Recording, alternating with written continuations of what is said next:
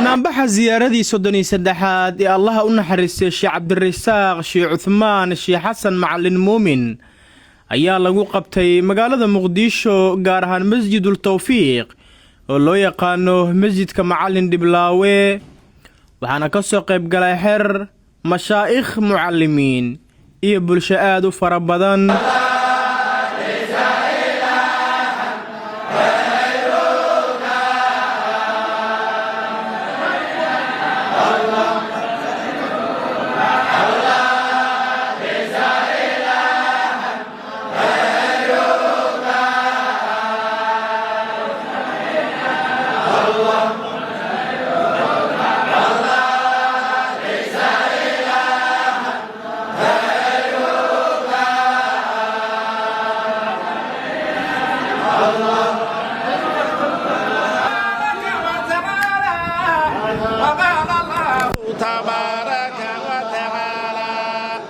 وأن ليس للإنسان إلا ما سعى وأن سعيه سوف يرى ثم يجزاه الجزاء الأوفى.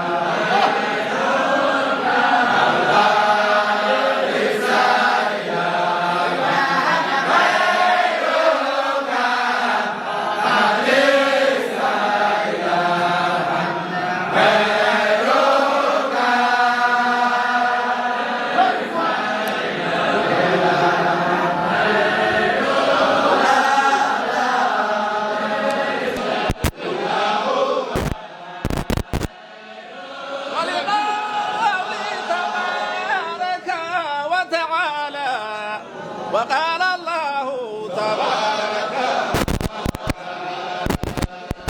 أيحسب الإنسان أن لن نجمع عظامه فلا قادرين على أن نسوي بنانه بل يريد الإنسان ليفجر أمامه يسأل أيان يوم القيامة فإذا برق البصر وخسف القمر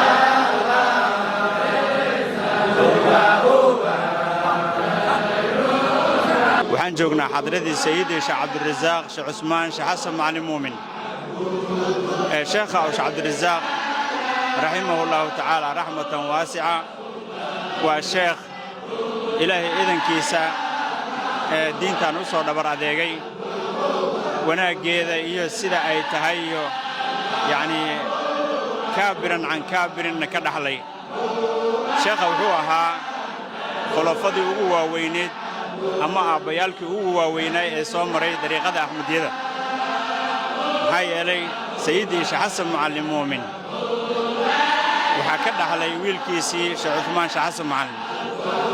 Sheekh Uthman Sheekh Xasan Macallin waxaa ka dhaxlay Sayyidii Sheekh Cabdinuur. waxaa ka sii dhaxlay Sayyidii Sheekh Cabdirasaaq oo ziyaaradiisa aan taagannahay. wadaad xikmada waxay dheeysay lillaahi darru unaasin aynamaa dukiruu tadiibu siiratuhum xataa wain qaabuu. lillaahi darru unaasin, ilaahay wuxuu leeyahay subxaanahu wa tacaalaa dad labanu barbaarkoodii, dad caanahay ay ku soo barbaareen ayaa ilaahay u sugnaaday subxaanahu wa tacaalaa. aynamaa dukiruu macnaha waxaa waaye siiradoodii ayaa diib noqonayso meel walba oo laga sheego raggaas, haddii laga sheego geesinimada, haddii laga sheego sakhaynimada, haddii laga sheego waxbarista, haddii laga sheego qadaa'ul xawaa'ijka ay dadka u gudayaan xaajooyinkooda iyo danahooda. tadiibu siiratuhum, siiradoodii ayaa diib noqonayso xataa wain qaabuu wain maatuu, haba dhintaan hadday rabaane. yacnii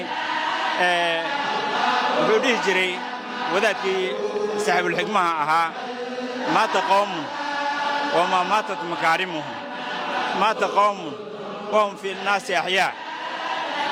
yacnii waxaa jiro dadkan saalixiinta ah wanaaggooda iyo sharaftooda inaad ka sheekayso quluubta ayaa diib ku noqonayso. alimaamu axmed bin xambal wuxuu dhihi jiray isagoo ka warinaayo ahar alimaam sufyaan ibnu cuyayna, wuxuu dhihi jiray cinda dikri saalixiina tanzilu raxma. saalixiinta markii laga sheekaynayo ilaahay naxariistiisa ayaa soo degayso.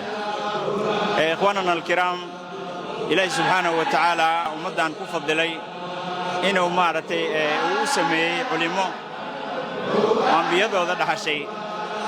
waatuu nebigu yidhi calayhi salaatu wasalaam alculamaa warahatu alambiyaa. waxaa kaloo jira culamaa ummatii ka ambiyaa'i bani israa'iil. wuxuu ka mid ahaa fuxuusha waaweyn, ragga waaweyn ayuu ka mid ahaa sheekha.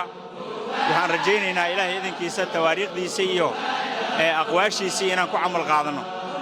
sheekha aqwaashiisa waxaa ka mid ahay wuxuu dhihi jiray halla dhibtoodo, dhibka darajaa lagu helaa. haddii cidhiidhi aa gasho, haddii cayshka kugu adkaado, haddii ay qandha ku qabato, waxaasoo dhan ha lagu sabro. ilaahay fadligiisaa lagu helaa, darajadiisaa lagu helaa.